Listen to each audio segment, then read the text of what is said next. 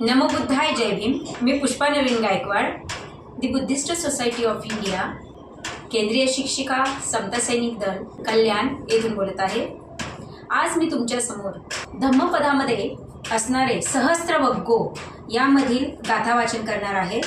आज फाल्गुन पौर्णिमा उपोषित दिन आहे आणि म्हणून सहस्त्रवग्गो यामधील गाथा क्रमांक 112 व 113 या गाथांचं वाचन करणार आहे.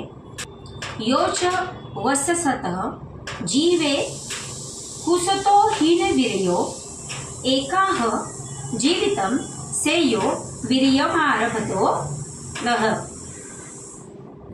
म्हणजेच आळशी आणि निरुद्योगी माणसांच्या 100 वर्षांच्या जीवनापेक्षा दृढतेने उद्योग करणाऱ्या माणसांचे 1 दिवसाचे आयुष्य हे श्रेष्ठ असते. पुढील गाथा. योच वत्ससंत जीवे अपस्सम उदयव्ययम् एकाह जीवितं सेयो पश्यतो उदयव्ययम्.